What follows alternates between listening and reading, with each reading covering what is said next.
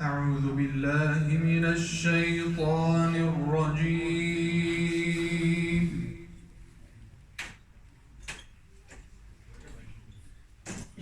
بسم الله الرحمن الرحيم.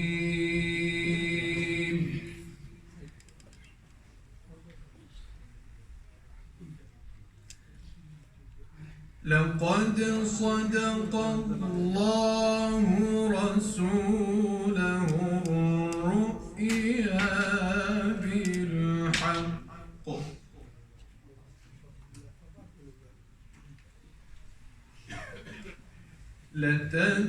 لتدخلن المسجد الحرام إن شاء الله آمنين.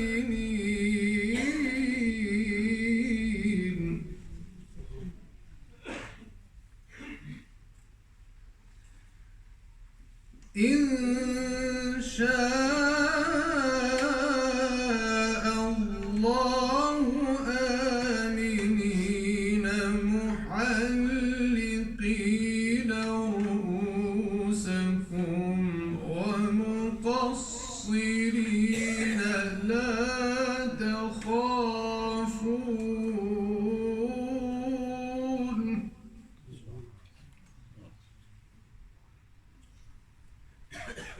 فعلم ما لم تعلموا فجعل من دون ذلك فتحا قريبا.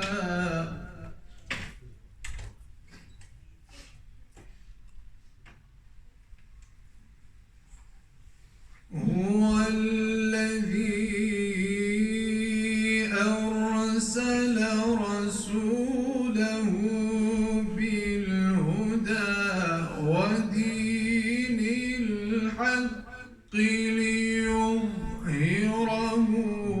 على الدين كله وكفى بالله شهيدا.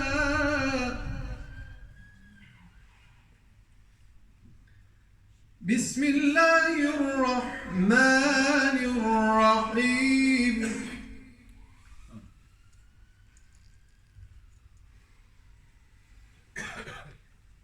لقد صدق الله رسوله الرؤيا بالحق لتدخلن المسجد الحرام إن شاء الله آمنين.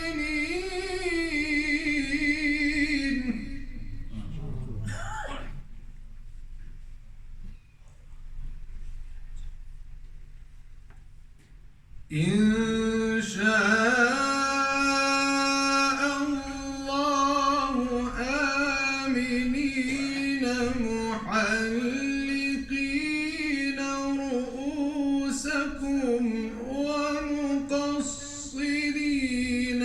لا تخافون.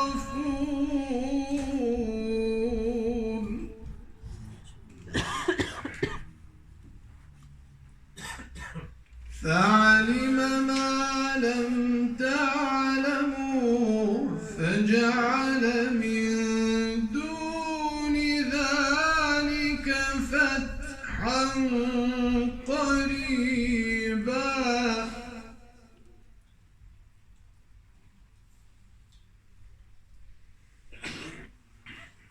هو الذي أرسل رسوله بالهدى ودين الحق ليظهره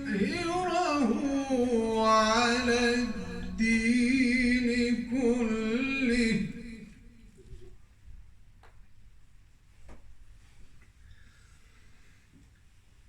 أرسل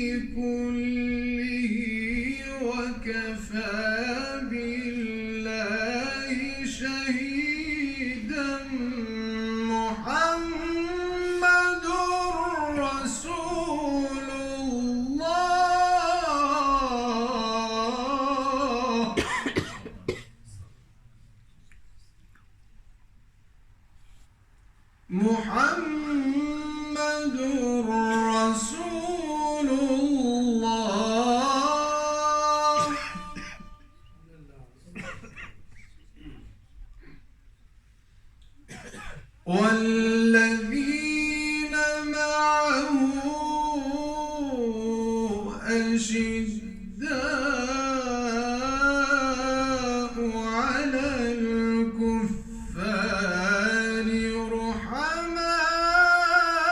رحماء بينهم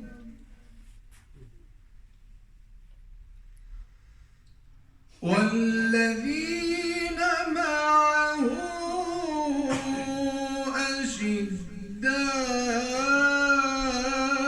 أشداء على الكفار رحماء بينهم تراهم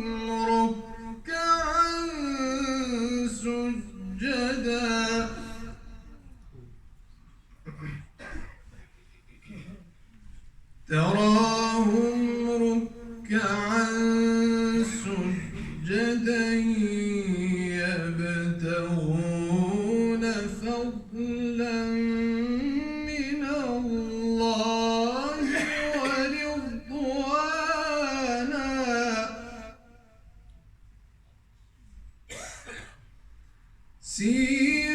سيماهم في وجوههم من أثر السجود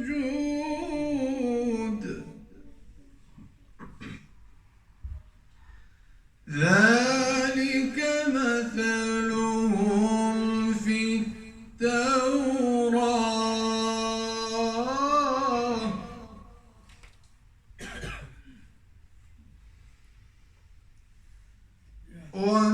ومثلهم في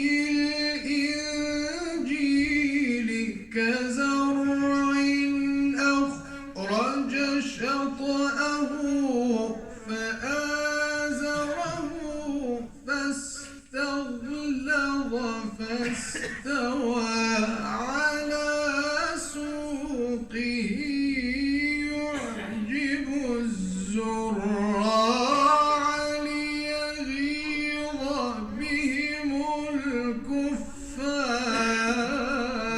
الكفار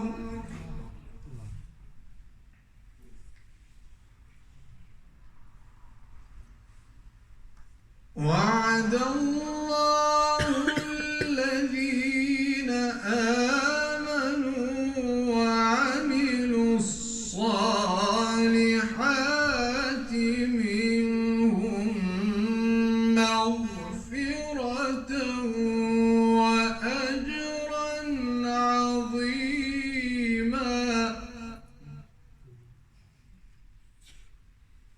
وعد الله الذين آمنوا وعملوا الصالحات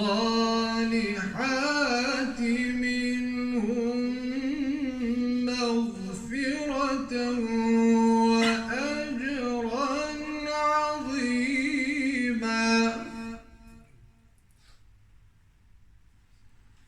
بسم الله الرحمن الرحيم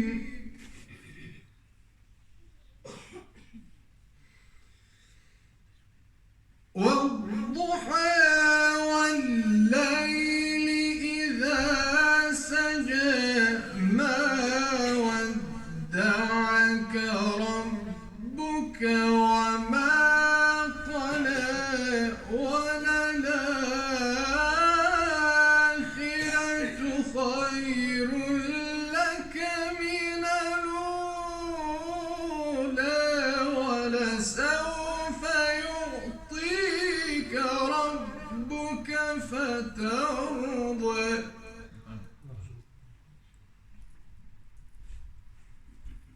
ألم يجدك يتيما فآوى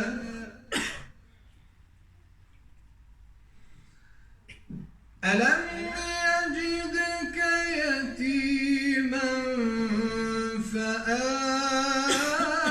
فآوى ووجدك ضالا فهدى ووجدك عائلا فأغنى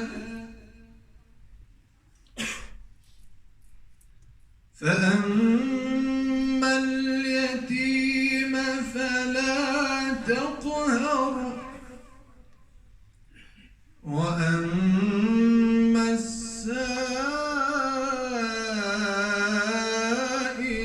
فلا تنهر وأما بنعمة ربك فحدث صدق الله العظيم.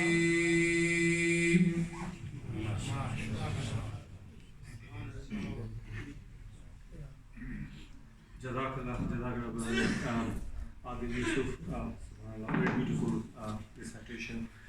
So the program is, inshallah, we will have one speech in Urdu, then inshallah brother Adil will recite some nasheed, and then we will have our guest speaker brother Ajmal Masroor, who will speak in English. So I would like to request brother Hafiz Bilal to come on here and speak in Urdu on Seerat Nabi sallallahu alaihi wasallam.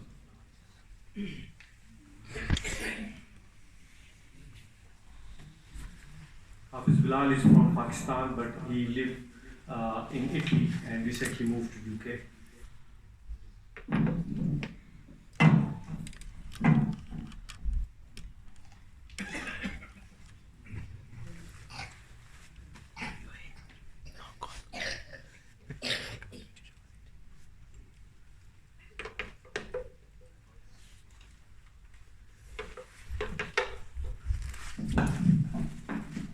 السلام علیکم ورحمۃ اللہ وبرکاتہ. پیچھے والے ساتھیوں کی آواز نہیں آئی مجھے. السلام علیکم ورحمۃ اللہ وبرکاتہ. الحمد للہ رب العالمین والصلاۃ والسلام علی رسولہ الکریم. اما بعد فاعوذ باللہ من الشیطان الرجیم. بسم اللہ الرحمن الرحیم. قال الله تعالى في كتابه الكريم والفرقان المجيد وما أرسلناك إلا رحمة للعالمين. صدق الله العظيم وصدق رسوله النبي الكريم. إن الله وملائكته يصلون على النبي يا أيها الذين آمنوا صلوا عليه وسلموا تسليما. آپ احباب سے گزارش ہے کہ ایک دفعہ درود پاک پڑھیں. اللهم صل على محمد وعلى آل محمد كما صليت على إبراهيم وعلى آل إبراهيم إنك حميد مجيد. اللهم بارك على محمد وعلى آل محمد كما باركت على إبراهيم وعلى آل إبراهيم إنك حميد مجيد. اللہ رب العزت کی حمد و ثنا اور نبی مہرباں جناب سیدنا محمد رسول اللہ صلی اللہ علیہ وسلم پر درود پاک پڑھنے کے بعد سب سے پہلے تو میں محترم حافظ صاحب اور عاصم الدین بھائی کا شکریہ ادا کرتا ہوں کہ انہوں نے مجھے سیرت النبی صلی اللہ علیہ وسلم پر کچھ الفاظ کہنے کا موقع دیا ہے. میں ایک حدیث سے اپنی بات کا آغاز کرتا ہوں. اگرچہ یہ حدیث میرے آج کے اس موضوع میں شامل نہیں تھی، لیکن لندن کی اس مصروف زندگی کے اندر آپ سب کا یہ شوق اور یہ جذبہ دیکھ کر مجھے محمد عربی صلی اللہ علیہ وسلم کی وہ حدیث یاد آتی ہے کہ فرمایا فرشتے زمین کا چکر لگاتے ہیں اور اللہ رب العزت کو واپس جا کر اپنے بندوں کی خبر دیتے ہیں.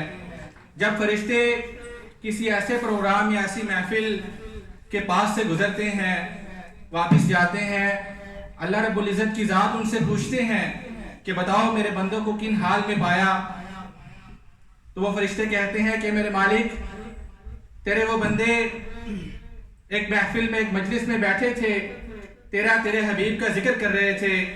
تو اللہ تعالیٰ کی ذات فرمائیں گی کہ میرے فرشتوں تم گواہ رہو کہ اس مجلس کے اندر موجود جتنے بھی لوگ تھے میں نے ان سب کے گناہوں کو معاف کر کے انہیں بخش دیا ہے. لیکن اللہ کی رحمت کتنی وسیع ہے. فرشتے سوال کرتے ہیں کہ میرے مالک کچھ لوگ تو گھر سے ارادہ کر کے آئے تھے کہ آج میں نے اس پروگرام میں جانا ہے، اس مجلس میں جانا ہے، تیرا اور تیرے حبیب کا ذکر کرنا ہے اور سننا ہے. لیکن کچھ لوگ ایسے تھے جو ارادتاً نہیں آئے تھے، ویسے اس مجلس کے پاس سے گزر رہے تھے یا کسی دوست کی وجہ سے اس مجلس میں شریک ہو گئے، ان کا ارادہ نہیں تھا. اللہ تعالیٰ کی ذات فرمائے گی کہ میرے فرشتوں وہ لوگ جو ارادہ کر کے مسجد میں آئے تھے ان کی وجہ سے میں ان کے گناہوں کو بھی معاف کر دوں گا جو بغیر ارادے کے آئے. اس لیے آپ بہت خوش نصیب لوگ ہیں، کوئی معمولی افراد نہیں ہیں، یقیناً اللہ کی رحمت کے سائے میں بیٹھے ہوئے ہیں.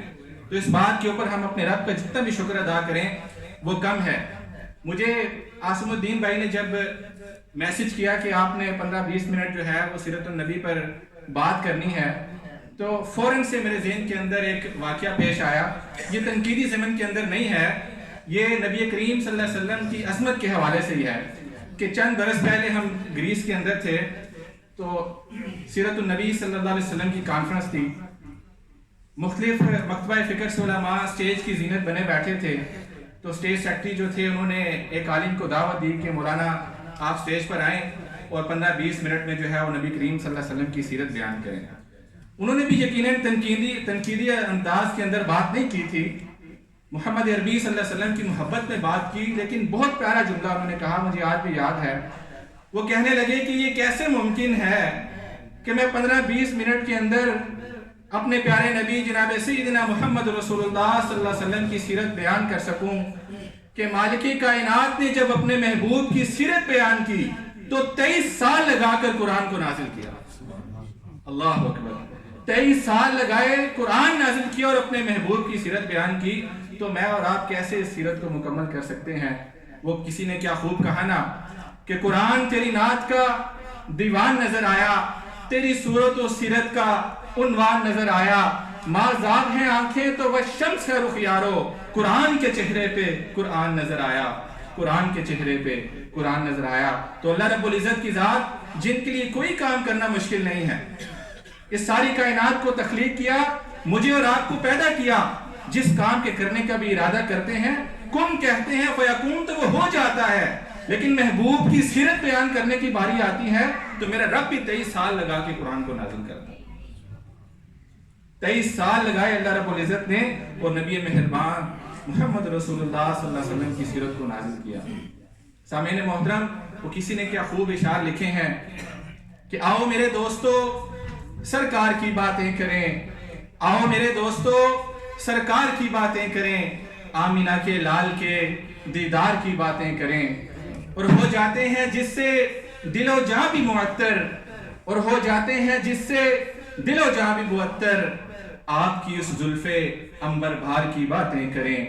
آؤ میرے دوستو سرکار کی باتیں کریں، آمینہ کے لال کے دیدار کی باتیں کریں. اور جو نبی کے ساتھ ٹھہرا 3 دن تک غار میں، اور جو نبی کے ساتھ ٹھہرا 3 دن تک غار میں، آپ کے اس خوبصورت یار کی باتیں کریں. آؤ میرے دوستو سرکار کی باتیں کریں. اور جسے دیکھ کر بدل لے شیطان رستہ اپنا، اور جسے دیکھ کر بدل لے شیطان رستہ اپنا، آؤ اس فاروق جرار کی باتیں کریں، آؤ اس فاروق جرار کی باتیں کریں. آؤ میرے دوستو سرکار کی باتیں کریں. اور آئے محفل میں تو پنڈلی ڈھانپ لیں سرکار اپنی، اور آئے محفل میں تو پنڈلی ڈھانپ لیں سرکار اپنی. آؤ اس حینیوں حیادار کی باتیں کریں، آؤ اس حینیوں حیادار کی باتیں کریں. اور اپنی سب سے لاڈلی بیٹی نبی نے جس کو دی، اور اپنی سب سے لاڈلی بیٹی نبی نے جس کو دی، آؤ اس حیدر کرار کی باتیں کریں. آؤ میرے دوستو سرکار کی باتیں کریں، آمینہ کے لال کے دیدار کی باتیں کریں. سامعین محترم، نبی کریم صلی اللہ علیہ وسلم کی سیرت کے اوپر گفتگو کرنے کے لیے کھڑا ہوں تو مجھے یوں محسوس ہو رہا ہے کہ جیسے کسی چمن کے دروازے پر کھڑا ہوں جس کا ہر پھول خوش رنگ اور ہر بوٹا خوشنما ہے، اور ہر ایک کی اپنی ایک محسوس مہک ہے جو دل کو بے خود کیے دیتی ہے. ایسے میں حیران ہوں کہ آپ کے سامنے گلشن سدے بہار کے کس کس گوشے کی سیر کرواؤں. تو کسی نے کہا نا کہ مجھ سے تو ہو نہ سکے پے کرے دل بھر کا بیاں، مجھ سے تو ہو نہ سکے پے کرے دل بھر کا بیاں، یہ الگ بات ہے کہ دیتا رہوں اظہار کو طول. محمد عربی صلی اللہ علیہ وسلم جب اس دنیا کے اندر تشریف لائے تو اس وقت دنیا جہالت کے سمندر کے اندر غرق تھی، بدعمالیوں سے ظلمت کدہ بنی ہوئی تھی، معمولی باتوں کے اوپر تلواروں کو خون کا نذرانہ پیش کیا جاتا تھا. نیکی نفس ہمارا کی بے رحم زنجیروں کے اندر جکڑی ہوئی شدت سے کرکرا رہی تھی، یہاں تک کہ اس کی آہیں آسمان کو چیرتی ہوئی عرش الہی تک جا پہنچتی ہیں، اور رحمت حق جوش میں آتی ہے تو فاران کی چوٹیوں سے آفتاب ہدایت نمودار ہوتا ہے، جو پتھر پر بھی پڑتا ہے تو اسے بھی لال بدخشاں بنا دیتا ہے۔ آفتاب ہدایت کی کرنیں اگر ابو بکر پر پڑتی ہیں تو انہیں صدیق اکبر بنا دیتی ہیں، یہی آفتاب ہدایت کی کرنیں عمر پر پڑتی ہیں تو انہیں فاروق اعظم بنا دیتی ہیں، یہی آفتاب ہدایت کی کرنیں عثمان پر پڑتی ہیں تو انہیں ذو النورین بنا دیتی ہیں، یہی آفتاب ہدایت کی کرنیں علی پر پڑتی ہیں تو انہیں شیر خدا بنا دیتی ہیں۔ سامعین محترم، محمد عربی صلی اللہ علیہ وسلم نے اس دنیا کے اندر آ کر اپنے علم کے نور سے اس ساری دنیا کو منور اور روشن کر دیا۔ نبی کریم صلی اللہ علیہ وسلم جب اس دنیا کے اندر آئے تو عورت ذات کی کوئی حیثیت نہیں تھی، میرے نبی نے عورت کو اس کو کھویا ہوا مقام واپس لایا۔ اس تاریخ معاشرے کے اندر محمد عربی صلی اللہ علیہ وسلم آتے ہیں تو اپنے علم سے، اپنے علم کی روشنی سے ساری دنیا کو منور کرتے ہیں۔ اللہ کے نبی صلی اللہ علیہ وسلم پیدائش سے لے کے، بلکہ اگر میں یہ کہوں کہ پیدائش سے پہلے ہی آپ کے معجزات شروع ہو جاتے ہیں کہ آپ کی والدہ فرماتی ہیں کہ جب نبی کریم صلی اللہ علیہ وسلم میرے پیٹ کے اندر تھے تو میں جب گھر سے باہر نکلتی تھی تو میرے پاؤں کے نیچے جب کچھ پتھر آ جاتے تھے تو وہ روئی کی طرح نرم ہو جایا کرتے تھے۔ یہ نبی کریم صلی اللہ علیہ وسلم کی برکت تھی۔ اور فرماتی ہے کہ جب میں کنویں سے پانی نکالنے جاتی تھی تو مجھے زور لگانا نہیں پڑتا تھا، پانی خود بخود اوپر آ جایا کرتا تھا، اور ہر رات کو ایک نبی میرے خواب کے اندر آتے تھے اور آ کر مجھے خوشخبری اور بشارت سنایا کرتے تھے، اور جب میں چلتی تھی تو ایک بادل کا ٹکڑا میرے اوپر سایہ کر کے رکھتا تھا۔ یہ وہ معجزات ہیں جو نبی کریم صلی اللہ علیہ وسلم کی پیدائش سے پہلے ہیں۔ جب آپ صلی اللہ علیہ وسلم اس دنیا کے اندر آئے تو آپ کی دائی ماں حضرت حلیمہ آپ کو ساتھ لے کر جب اپنے گھر میں جاتی ہیں تو آپ فرماتی ہیں کہ ہمارے گھر کے اندر موجود وہ بکریاں جو دودھ نہیں دیتی تھی یا عمر زیادہ ہونے کی وجہ سے انہوں نے دودھ دینا بند کر دیا تھا، فرمایا جو ہی میں محمد عربی صلی اللہ علیہ وسلم کو ساتھ لے کر اپنے گھر میں داخل ہوتی ہوں تو ہمارے گھر کے اندر موجود وہ بکریاں جو دودھ دینے کے بالکل قابل ہی نہیں ہیں یا جنہوں نے دودھ دینا بالکل چھوڑ دیا ہے، آپ صلی اللہ علیہ وسلم کی برکت کی وجہ سے انہوں نے اتنا دودھ دینا شروع کر دیا کہ ہماری کفالت سے بھی زیادہ ہو۔ اللہ اکبر۔ اور پھر نبی کریم صلی اللہ علیہ وسلم کی کون کون سی ادا کا میں ذکر کروں، اتنا تو ٹائم نہیں ہے میرے پاس کہ حضرت انس رضی اللہ تعالیٰ عنہ فرماتے ہیں کہ ایک دن میں اپنے گھر سے باہر نکلتا ہوں، آسمان کے اوپر دیکھتا ہوں کہ 14ویں کا چاند خوب آب و تاب کے ساتھ چمک رہا ہے، ادھر دوسری طرف کیا دیکھتا ہوں کہ محمد عربی صلی اللہ علیہ وسلم تشریف لا رہے ہیں۔ فرمایا مڑ کے آپ صلی اللہ علیہ وسلم کے چہرے کو دیکھتا ہوں، پھر مڑتا ہوں، پھر چمکتے ہوئے چاند کو دیکھتا ہوں، پھر مڑتا ہوں، نبی کریم صلی اللہ علیہ وسلم کے چہرے کو دیکھتا ہوں، پھر تیسری دفعہ مڑتا ہوں، اس چمکتے ہوئے چاند کو دیکھتا ہوں، پھر مڑتا ہوں، آپ صلی اللہ علیہ وسلم کے روشن اور مبارک چہرے کو دیکھتا ہوں، اور فرمایا قسم ہے اس ذات کی جس کے قبضہ قدرت کے اندر میری جان ہے، محمد عربی صلی اللہ علیہ وسلم کا چہرہ اقدس 14ویں کے چمکتے ہوئے چاند سے بھی زیادہ روشن منور تھا۔ اللہ اکبر۔ صحابہ کرام آپ کی ہمیشہ سے یہ کوشش ہوتی تھی کہ ہم زیادہ سے زیادہ وقت محمد عربی صلی اللہ علیہ وسلم کے ساتھ بتائیں، آپ صلی اللہ علیہ وسلم کے پاس بیٹھیں، آپ کی باتیں سنیں۔ ایک دفعہ نبی کریم صلی اللہ علیہ وسلم مجلس میں موجود تھے، اسی طرح صحابہ کرام سامنے بیٹھے تھے، اللہ کے نبی صلی اللہ علیہ وسلم نے فرمایا کہ اگر میں نے کسی کا دل دکھایا ہو، کسی کو تکلیف دی ہو تو وہ آج مجھ سے بدلہ لے لیں۔ تو صحابہ کرام بڑے حیران ہوئے کہ آپ تو وما ارسلناک الا رحمت للعالمین ہیں، آپ تو رحمت بن کے آئے ہیں، یہ کیسے ممکن ہے کہ آپ کسی کا دل دکھائیں؟ اللہ کے نبی صلی اللہ علیہ وسلم نے فرمایا کہ میں نے کسی کا دل دکھایا ہو تو مجھ سے بدلہ لے لیں۔ صحابہ کرام نظریں نیچے جھکا لیتے ہیں، خاموشی طاری ہو جاتی ہے کہ اچانک درمیان میں سے صحابہ کی خاموشی کو ایک آواز توڑتی ہے اور ایک صحابی کھڑے ہو جاتے ہیں، فرماتے ہیں اللہ کے رسول صلی اللہ علیہ وسلم آپ نے میرا دل دکھایا تھا، میرے ساتھ زیادتی کی تھی، آج میں بدلہ لینا چاہتا ہوں۔ صحابہ کرام حیران اور پریشان ہو جاتے ہیں کہ کیسے اس نے اتنی جرأت کی کہ محمد عربی صلی اللہ علیہ وسلم کو کہہ رہے ہیں کہ آپ نے میرا دل دکھایا ہے، میرے ساتھ زیادتی کی اور میں بدلہ لینا چاہتا ہوں۔ اللہ کے نبی صلی اللہ علیہ وسلم جو انصاف کرنے والے تھے ان صحابی کو آگے بلاتے ہیں، فرماتے ہیں ہاں بتاؤ کیا ماجرا ہے؟ وہ کہنے لگے اللہ کے رسول صلی اللہ علیہ وسلم ایک جنگ کے موقع پر نماز کا وقت تھا، آپ صفیں سیدھی کرا رہے تھے اور آپ نے چھڑی کے ساتھ صف سیدھی کرائی تو وہ چھڑی میرے پیٹ پہ لگی، مجھے تکلیف ہوئی، آج میں اس کا بدلہ لینا چاہتا ہوں۔ اللہ کے نبی صلی اللہ علیہ وسلم جو انصاف کرنے والے تھے، ایک صحابی کو حکم دیتے ہیں اور چھڑی منگواتے ہیں، اور چھڑی منگوا کر اپنے اس صحابی کے ہاتھ میں دیتے ہیں اور کہتے ہیں کہ یہ لو چھڑی اور اپنا بدلہ لے۔ وہ صحابی کہتے ہیں کہ یا رسول اللہ صلی اللہ علیہ وسلم، جب آپ نے چھڑی ماری تھی تو میرا پیٹ ننگا تھا۔ اللہ، قربان جاؤں آپ کی شان کے اوپر کہ محمد عربی صلی اللہ علیہ وسلم اپنے پیٹ سے کپڑا اٹھاتے ہیں اور صحابی کے سامنے ایک مجرم کی طرح اپنے آپ کو پیش کر دیتے ہیں۔ دونوں جہانوں کے سردار ہیں، رحمت للعالمین ہیں، انبیاء کے سردار ہیں، اور اپنے پیٹ سے کپڑا اٹھاتے ہیں اور اس صحابی کو کہتے ہیں کہ مجھ سے بدلہ لے لو۔ وہ صحابی چھڑی پھینکتے ہیں اور چمٹ جاتے ہیں نبی کریم صلی اللہ علیہ وسلم کے پیٹ کے ساتھ اور چومنے لگتے ہیں اور عقیدت اور محبت کا اظہار کرتے ہیں۔ یہ وہ ان کا شوق اور ان کا جذبات ہے۔ لیکن سامعین محترم، نبی کریم صلی اللہ علیہ وسلم کی سیرت کے واقعات بے شمار ہیں۔ آپ صلی اللہ علیہ وسلم کی سیرت کو مکمل کرنا ناممکن ہے، لیکن ربیع الاول کے مہینے کے اندر یہ جو پروگرامات ہم سجاتے ہیں، آخر ان کا مقصد کیا ہے؟ ان کا مقصد یہ ہے کہ ہم محض واہ واہ کے نعرے نہ لگائیں، ہم ایک کان سے سن کر دوسرے کان سے نکال نہ دیں، بلکہ محمد عربی صلی اللہ علیہ وسلم کی سیرت کو اپنی زندگی کے اندر لے کے آئیں۔ اس دیار غیر کے اندر رہتے ہوئے میں اور آپ اسلام کے سفیر ہیں، ہم چلتے پھرتے اسلام کے سفیر ہیں۔ جب لوگ ہمیں دیکھتے ہیں تو ہمارا سب سے بڑا تعارف کیا ہے؟ ہمارا یہ تعارف نہیں ہے کہ ہم بنگالی ہیں، ہم افغانی ہیں، ہم پاکستانی ہیں۔ سب سے بڑا تعارف میرا اور آپ کا روڈ کے اوپر چلتے ہوئے یہ ہوتا ہے کہ ہم محمد عربی صلی اللہ علیہ وسلم کے غلام ہیں۔ اللہ کے نبی صلی اللہ علیہ وسلم کی سیرت میں جو سب سے روشن پہلو ہمیں نظر آتا ہے وہ کیا ہے؟ قرآن سے پوچھیں تو قرآن کہتا ہے کہ وَإِنَّكَ لَعَلَىٰ خُلُقٍ عَظِيمٍ، کہ ہم نے آپ کو اخلاق کے اعلیٰ ترین مرتبے کے اوپر فائز کیا۔ میں اکثر سوچتا ہوں، حیران بھی ہوتا ہوں، پریشان بھی ہوتا ہوں کہ محمد عربی صلی اللہ علیہ وسلم نے 40 سال کی عمر میں آ کے نبوت کا اعلان کیا، اس سے پہلے نہیں کیا۔ 40 سال تک میرے اور آپ کے آقا علیہ السلام نے ان لوگوں کے سامنے اپنا کریکٹر رکھا، اپنا اخلاق رکھا، اپنے اخلاق سے ان لوگوں کو متاثر کیا۔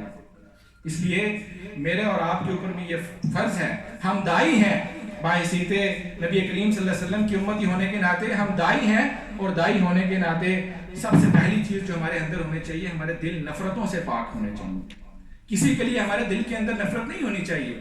ایک دفعہ اللہ کے نبی صلی اللہ علیہ وسلم صحابہ کے درمیان بیٹھے تھے تو فرمایا ابھی جو شخص دروازے سے اندر داخل ہوگا وہ جنتی ہوگا۔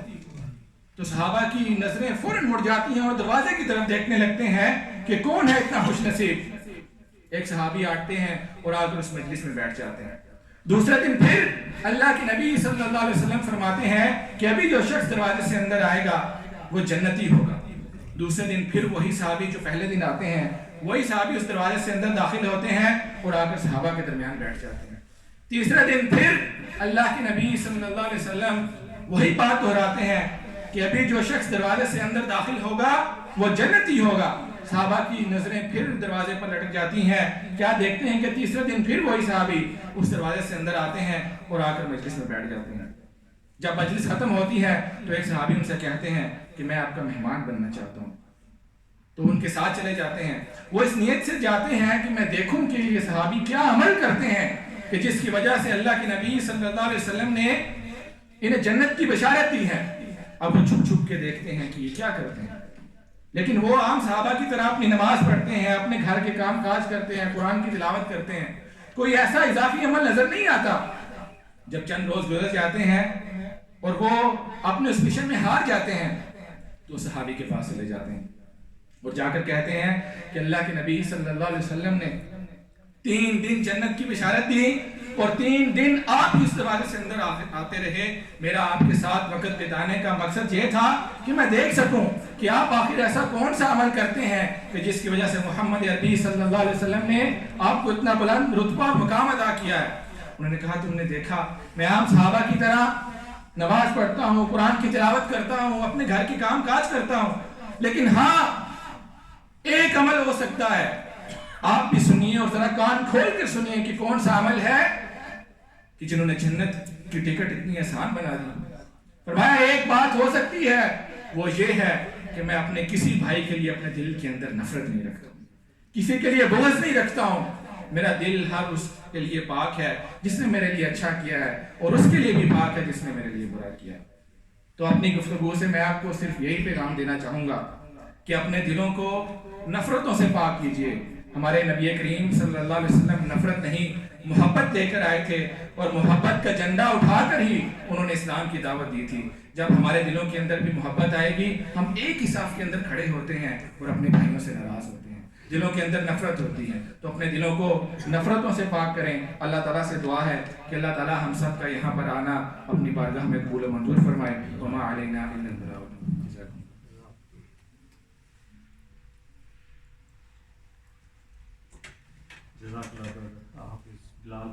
I would like to request Brother Ali Yusuf, inshallah he will recite few nasheed. Brother Adil.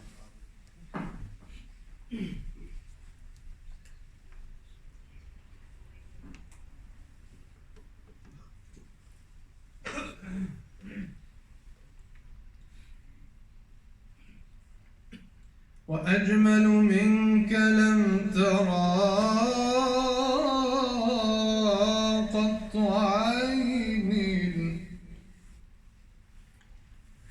وأطيب منك لم تلد النساء،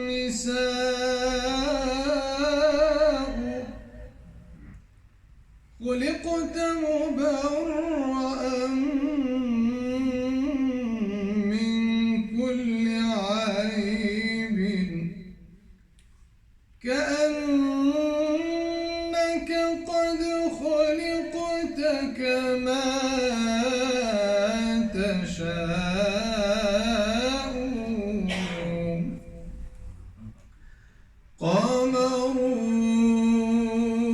قمرون قمرون قمرون سيدنا النبي، قمرون وجميل وجميل وجميل سيدنا النبي وجميل. قمرون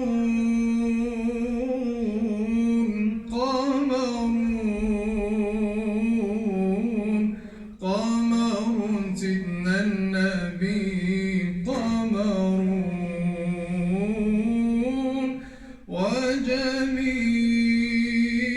وجميل وجميل وجميل سيدنا النبي وجميل. كحيل الطرف حبيبي لو تراه، الله الله ضحوك السن للعاشق رماه، الله الله. كحيل الطرف حبيبي لو تراه، الله الله ضحوك السن للعاشق رماه، الله الله. بهي الطلعة فالمولى اصطفاه، بهي الطلعة فالمولى اصطفاه، بهي الطلعة فالمولى اصطفاه. وكل الكون أنار بنور طه، قمرون قمرون قمرون سيدنا النبي، قمرون وجميل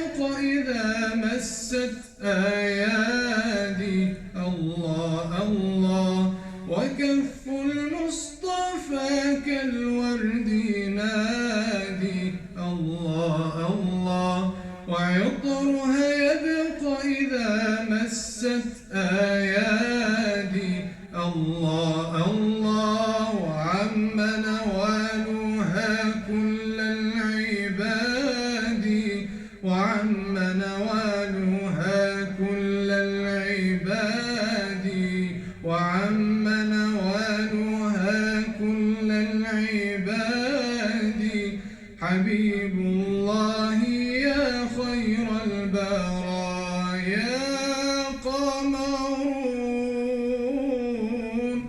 قمرون قمرون سيدنا النبي قمرون وجميل وجميل وجميل سيدنا النبي وجميل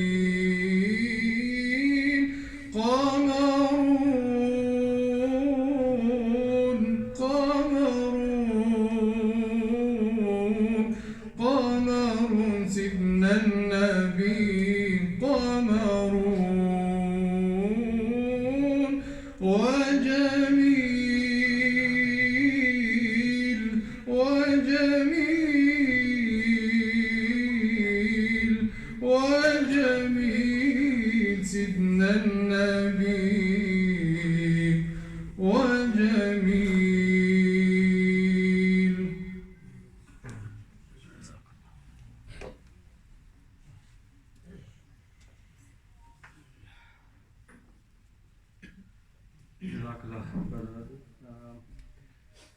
Moving forward, our keynote speaker for today's program is Brother Ajmal Masroor. He is a very busy person. I think it took me 6 months to get his time to come to our masjid and speak to our namazis and musallis. So this is one of the best times. It's the month of Rabiul Awwal, and this is where we would like to speak about the Seerat of our Prophet Muhammad sallallahu alaihi wasallam. So I would like to request Brother Ajmal Masroor to speak to us. Jazakallah.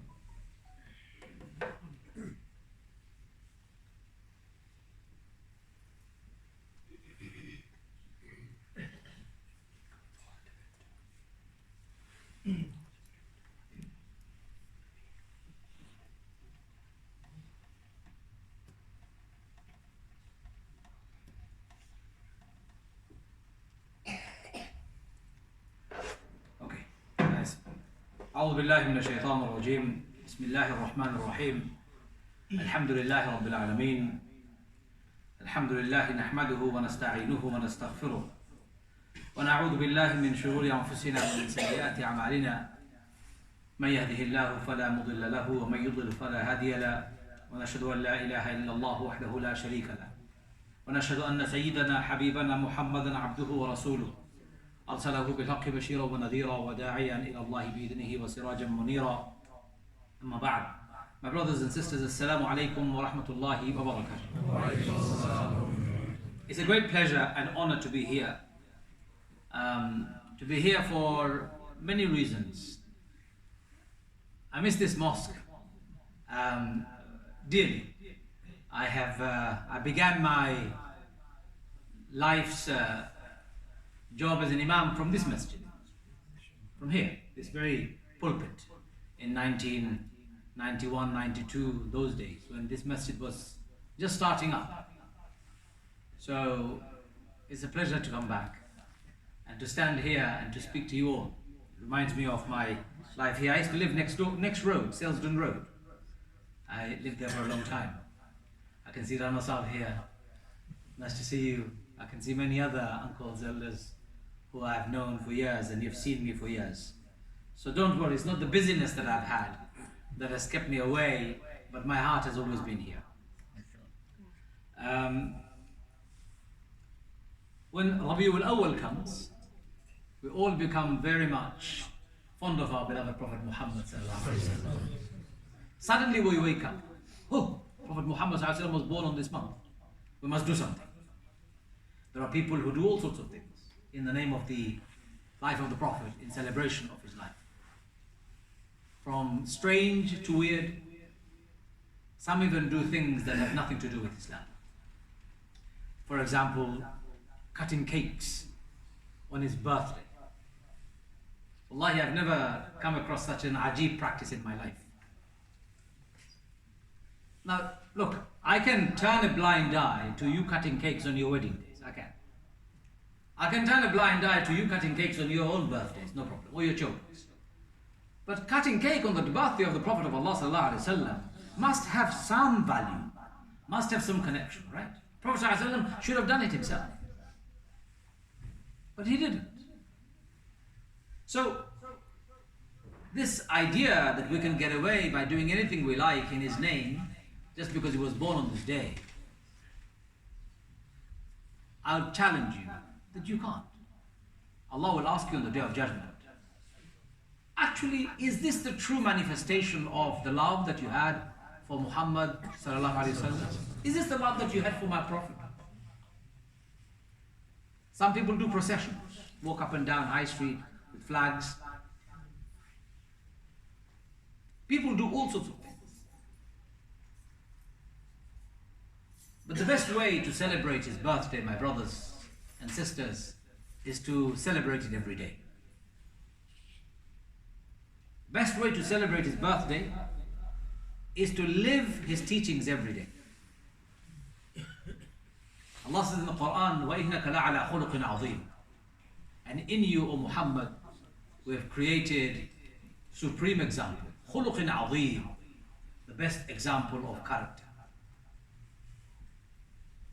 Prophet ﷺ said in his speech, إِنِّي بُعِثْتُ لِأُتَمِّمَ مَكَارِمَ الْأَخْلَاقِ. Allah has sent me to perfect the character of people. Prophet ﷺ is like a polished cloth. You know, when you go to, those who know diamond, you know that when you pick diamond from the wild, from the wherever they are found, they are very rough stones.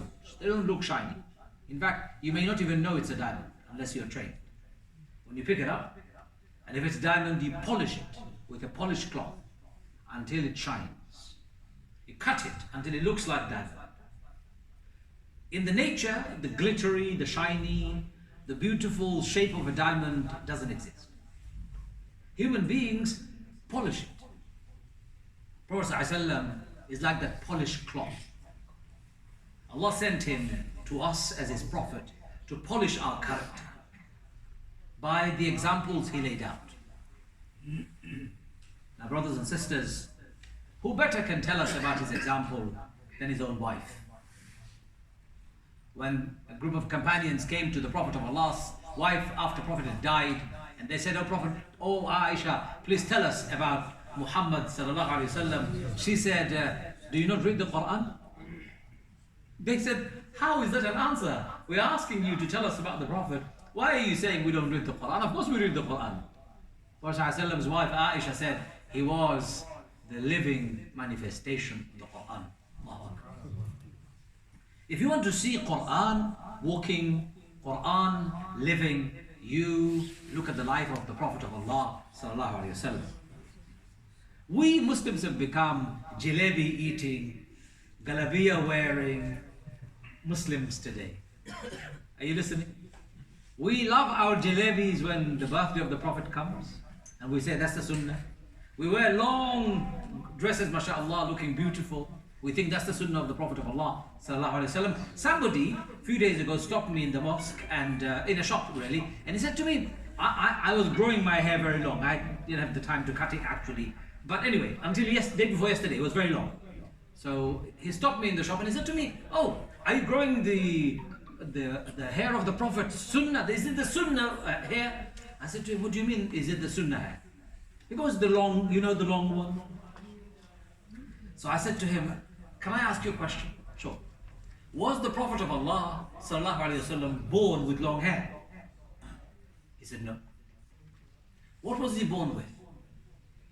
Ordinary hair, short, slightly long, maybe no longer than an inch or a couple of inches, as every child. If the sunnah of the Prophet ﷺ is what he did, what he said, what he approved, then when he had short hair, that's the sunnah. When he shaved his hair, that's the sunnah. Every millimeter of his hair, as it grew, he had it on his head, therefore it's the sunnah. Why are you limiting sunnah to long hair, the bob hair that we see prevalent in the Asian subcontinent? Why? He goes, oh, I never thought of that. We don't use our brain when it comes to following the Prophet of Allah sallallahu alaihi wasallam. We are blinded by our emotion, and we don't really study thoroughly from the seerah of our beloved Prophet Muhammad sallallahu alaihi wasallam to truly understand what he was like and how he was. Let me read to you a beautiful saying of Ali ibn Abi Talib. Ali ibn Abi Talib was one of the earliest Muslims. Amongst the first 4 people who became Muslim, the first one, who was the first one to become Muslim in Prophet's life? Anyone knows? Amongst his family, Khadija radiallahu anha, his wife. Who was amongst the older people who became Muslim first? Abu Bakr radiallahu anhu. Who was the third to become Muslim amongst the free people? Ali ibn Abi Talib. Somebody said actually the third was Zayd, because Zayd was Prophet ﷺ's companion even before. Amongst the earliest 4 people, Ali ibn Abi Talib was Prophet ﷺ's close companion, son-in-law, cousin, and the 4th Caliph of Islam. He said, and I'm not quoting him, I took his statement and I wrote it in my own so that you can understand. This is what it reads. O Prophet of Allah, you were of cheerful disposition, always bright and radiant. You were tender-hearted, sweet-tempered, not stern by nature, but always lenient. Prophet ﷺ was always happy. Anytime somebody came to see him, his face was always cheerful. Unless something has happened for which he needed to express a particular expression, otherwise he was always cheerful. Some Muslims think the more stern you look, the more pious you become. Are you familiar with this idea? If you look very hard and solid, you're most pious person. Apparently, pious people don't smile. La ilaha illallah. Where do you get that from? Prophet of Allah sallallahu alaihi wasallam used to always smile. Always smile. His smile was radiant and it would be infectious. It would melt the heart of those people who even hated him. Always cheerful. Always bright and radiant. His face was always bright and radiant. He was tender-hearted, sweet-tempered, not stern by nature, but always lenient. Allah says in the Quran, فَبِمَا رَحْمَةٍ مِّنَ اللَّهِ لِنْتَ لَهُمْ. Remember that verse of the Quran? Allah says, if it wasn't for you who is lenient towards his people, and had you been harsh-hearted, people would have run away from you. Not only are you soft-hearted, but you forgive people when they make mistakes. You ask Allah to forgive them, and you still consult them in everything that they do. Subhanallah. In Battle of Uhud, when Prophet ﷺ was left on his own in the middle of the battlefield to be wounded, attacked from left, right and center, except a few very close companions who protected him, including female companions who stood there taking the hit. Rasulullah ﷺ was injured, his head was cut, he lost his tooth. At that time, many companions left the battlefield. What did they do? They left the battlefield. When you leave the battlefield, what have you done? There's an English word for it. If you leave the battlefield, you have committed treason. But there is something else, there's an English word for it. You walk away from the battlefield. Huh? You don't know? When you leave the battlefield, you have done something there's a grave, you will be court-martialed instantly. And you could even be executed for putting your army in danger. Prophet ﷺ was left injured. The companions did not only leave him injured, they dropped their swords and they were walking around like zombies because the news went around that Prophet ﷺ has been killed. After all of that, his uncle was killed, Hamza. Not only killed, cut to pieces. After all of that, 70 or more companions died in that battle. Even after all of that. Allah says, "O Muhammad, فَبِمَا رَحْمَةٍ مِّنَ اللَّهِ لِنْتَ لَهُمْ." If it wasn't for your kind-heartedness, people would have run away from you. All these people who did all these things against you while you were in the middle of the battlefield, you forgave them. And you asked Allah to forgive them. And you still consult them in their affair. Brothers and sisters, this is Prophet of Allah Sallallahu Alaihi Wasallam. Let me ask you this question. If somebody lets you down, is it easy for you to forgive them? Nah. It's very difficult. If somebody hurts you, you hold on to the grudge in your heart for years to come. I met somebody the other day who hasn't spoken to his younger brother for 20 years. I met a man a few months before, he hasn't spoken to his father out of anger for more than 10 years. I know people who are angry with their family, their brother, their sister, husband and wife, children. We're angry. Prophet ﷺ, people were treating him so badly, and yet he was always willing to forgive them. He was always willing to forgive them. So if we are going to follow the Prophet of Allah ﷺ's example, remember what Ali ibn Abi Talib described him. He was never stern, but always lenient towards people, always forgiving them, always looking for ease for them, not difficulty.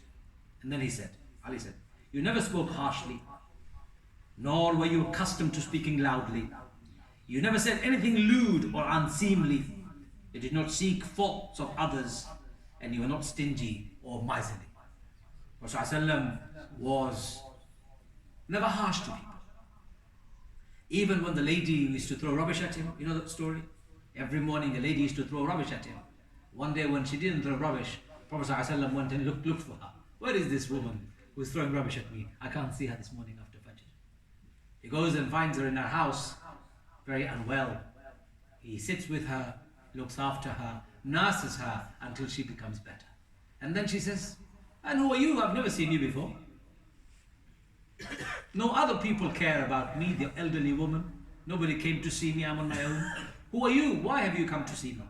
And there should be more people like you in my society, she said. When Prophet of Allah Sallallahu Alaihi Wasallam turned around and said, I'm Muhammad, she said, what? You're Muhammad? Yes, I'm Muhammad Sallallahu Alaihi Wasallam. She said in return, Ashhadu an la ilaha illallah wa ashhadu anna Muhammadur Rasulullah. He was not harsh, my brothers and sisters. He was very, very kind, even to his enemies. How many of you have not spoken to your children because you're angry with them? How many of you have not spoken to your brother or your sister because you're upset with them? How many of you find it difficult to be easy and kind-hearted to your families? Prophet ﷺ was never accustomed to speaking very loudly. He did not need to scream and shout at people. This young boy told me a few days ago, I grew up in my home always listening to my father shouting all the time. I said to him, and how do you feel? Because I don't understand why my father used to shout all the time. In some communities, if you can shout, you're the boss. In fact, I can tell you about some strange behaviors within some communities. Father walks into the house, children run miles, they're terrified of their father. Father walks into the front room, all the children leave. Apparently a sign of respect. You should not be sitting with your father. Well, should you be sitting with a drunkard outside? You can't sit with the father.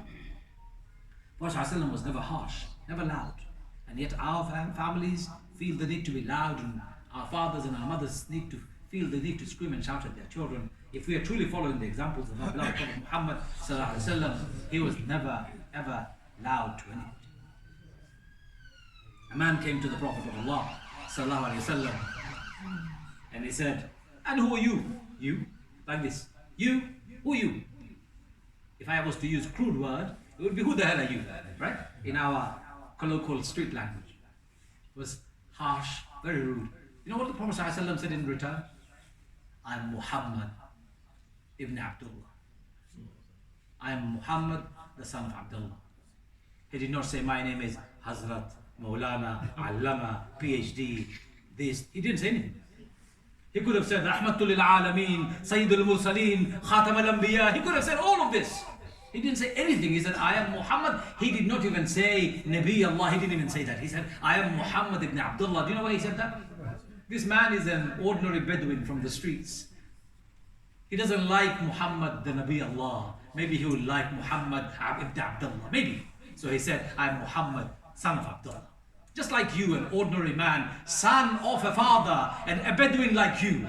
I am son of an Arab like you. Allahu Akbar. Allahu Akbar. I find it very difficult when I see some of our scholars, when they are introduced, they like 20 titles before their name, and then their introduction. Self-aggrandizement is arrogance. In fact, you shouldn't even do it. Introduction as a moderate thing is nice. Somebody's background is important. But Hazrat, Maulana, Allama, before and then 5 titles afterward, his name is so long, you don't even know which is his name. Prophet Muhammad ﷺ never did this to anybody, not to himself. Then the man said, okay, oh Muhammad, what is the message that you're talking about? What is this message that you've been preaching and causing trouble in my society? You know what the Prophet ﷺ did? He did not give a long lecture about Islam. He read a verse of the Quran, and to read this verse, it takes 8 seconds. He says, the message I am teaching my people and you is as follows. Inna Allah ya'muru bil adli wal ihsan wa ita'i dhil qurba wa yanha 'anil fahsha'i wal munkari wal baghi. That's it. 8 seconds. And the man understood every word of what Prophet ﷺ said. Allah orders you to be just, to be excellent, and to be kind and compassionate. Allah tells you to stay away from fahsha, shamelessness, munkar, evil, and baghi, rebellion. 3 orders and 3 prohibitions. So simple. And his message was very powerful. Ali ibn Abi Talib then says, Prophet ﷺ never said anything lewd. He never spoke rude. His language was not abusive. He did not use swear words. Whether you speak Urdu, Punjabi, Bengali, Sylheti, only other languages under the face of this earth, or English, if your language is rude, you are not loved by Allah. Allah doesn't love the tongue of those people whose words are not sweet. They are using foul language to speak. I don't want to ask you this question, but do you swear? Don't answer. If you do, you're in trouble. Because the true follower of Muhammad ﷺ would never swear. Never swear. I remember when I was young, very young actually, 4 or 5 years old, my father set me on the side and he said to me, my son, can you make me one promise? Can you promise me? I was 5, I think. I still remember it. I said, yes, Dad, what promise would you like? He said, promise me that you will never swear. He told me this when I was 5. Promise me you will never swear. I said, Dad, I promise you I will never swear. I'm 48 today, now. I've never sworn in my life. Nobody can tell you on the face of this earth that they've ever heard me swear, ever. My wife, all my family members, my mother, my father, my brothers, nobody. Because I know my tongue can take me to heaven or can take me to hell. Prophet ﷺ never spoke lewdly to anybody. Never spoke rubbish through his mouth. And he did not look for faults in other people. He did not go around looking for faults in other people, like we do.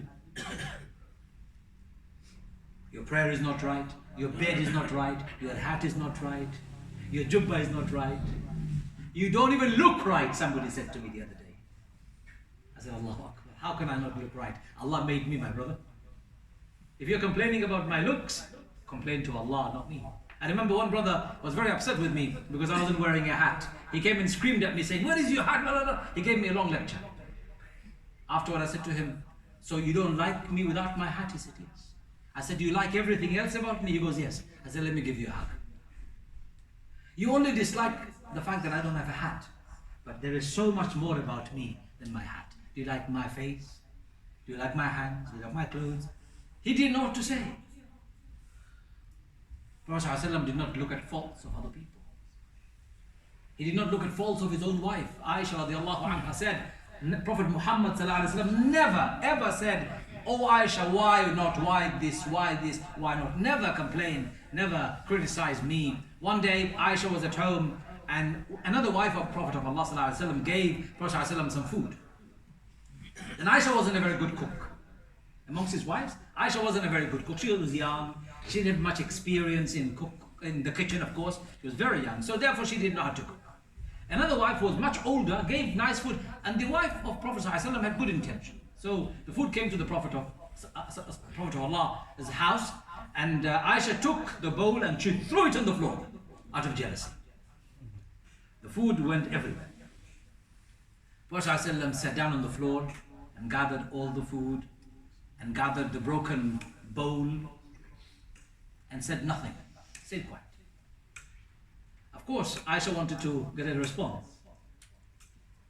Prophet ﷺ said to Aisha another time, "Oh Aisha, there is a jinn inside you." You know, he said, "Every one of us have a jinn with us, and you've got a jinn inside you." Aisha said, "Oh Prophet, everyone has got a jinn, including you?" See, Aisha is upset. Prophet ﷺ said, "Yes, I have a jinn too. But my jinn has become Muslim and yours hasn't." Look at the way Prophet ﷺ answered her beautifully without insulting her or criticizing her.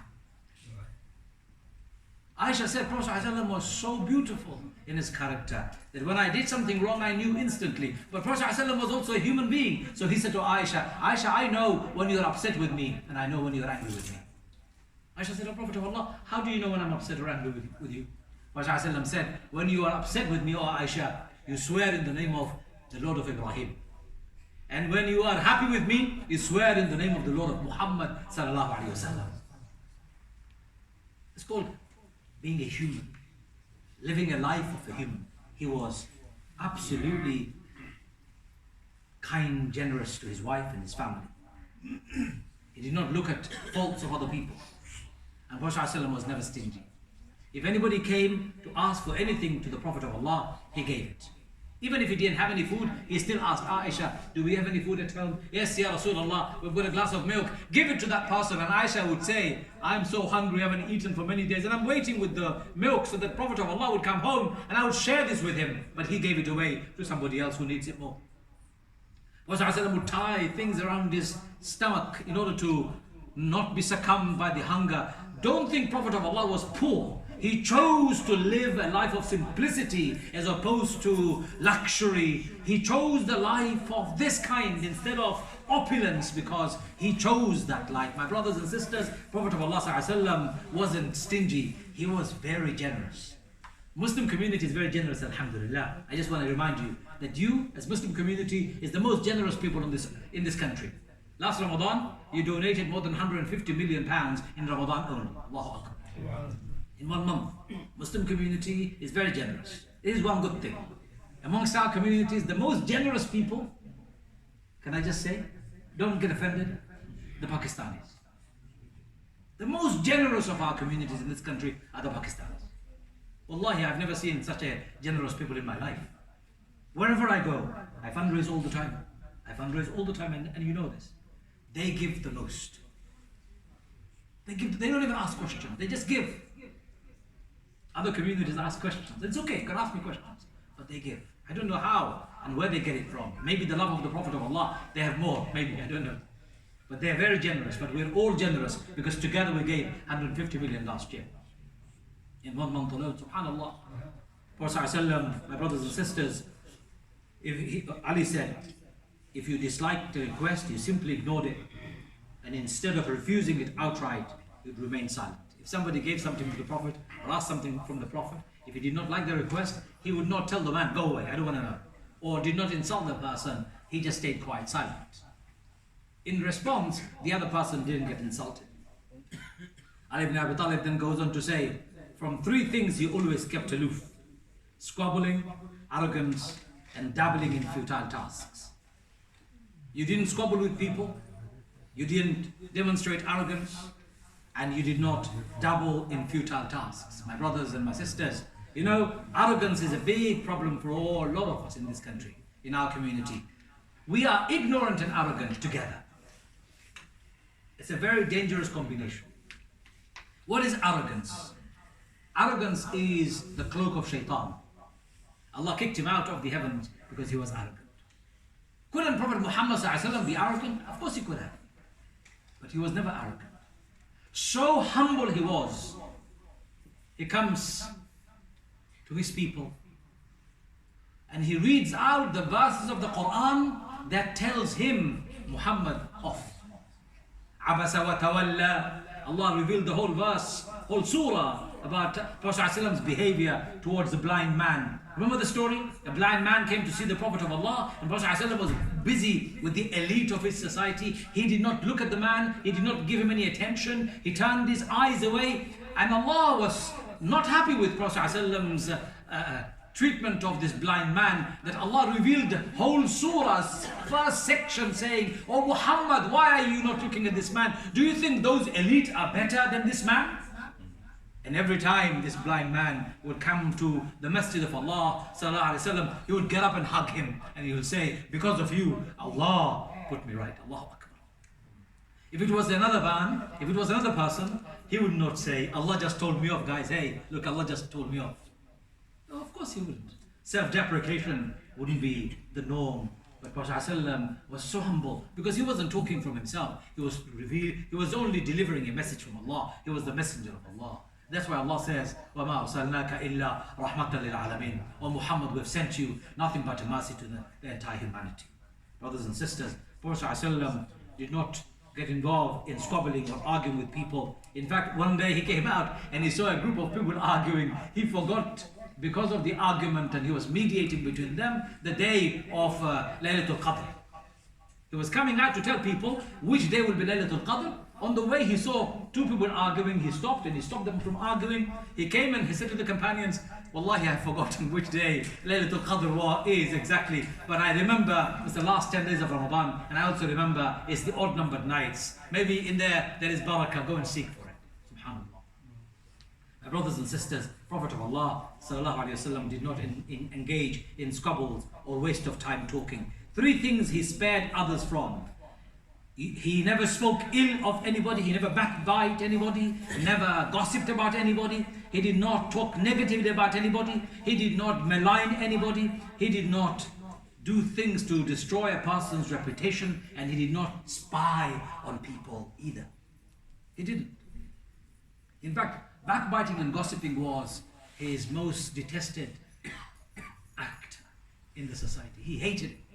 Allah revealed in the Quran, would you like to eat the meat of your dead brother?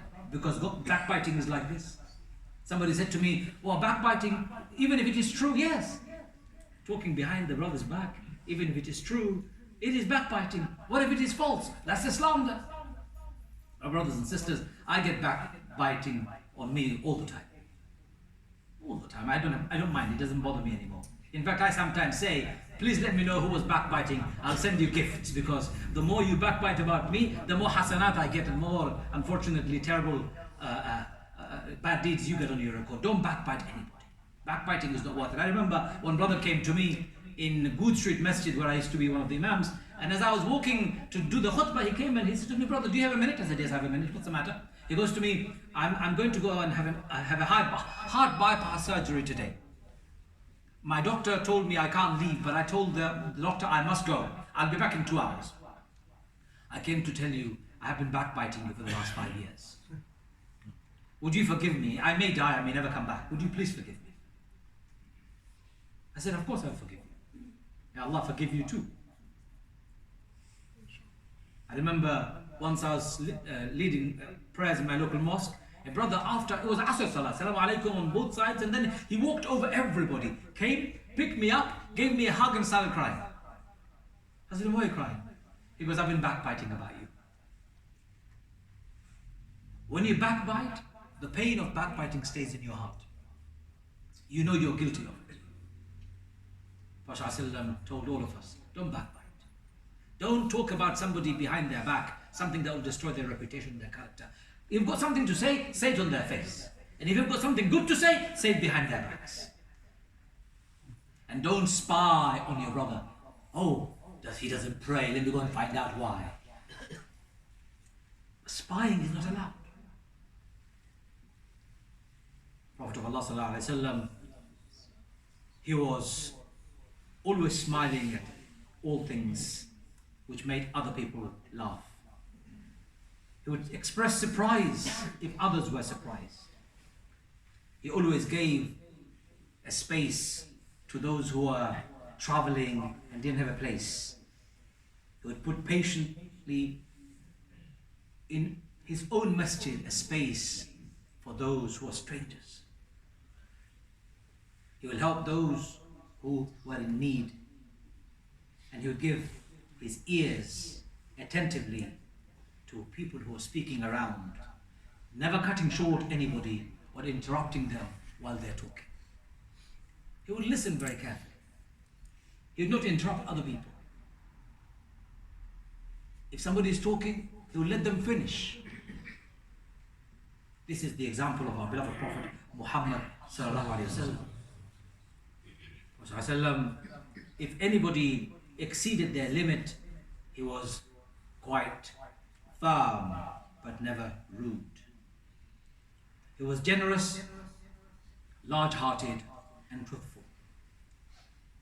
He was clement, lenient and amiable. I said this story the other day in East Ham Town Hall, but I'll repeat it for those of you who are here, who are not there. Prophet ﷺ was in Medina, and one of the times they were facing difficulty, financial difficulty. So Prophet ﷺ made out a call. Is there anybody who can help the Muslims by giving some loan? Muslims were very, very poor at that time. One Jewish man who was very rich came forward and said, I'll give you some money, O Muhammad. He was a rabbi. I'll give you some money. Prophet ﷺ accepted the money with a condition. The rabbi said the condition is that you will give it back in 1 year. 1 year. Prophet ﷺ said no problem. Prophet did not take the money for him. He took it for the community of people in Medina.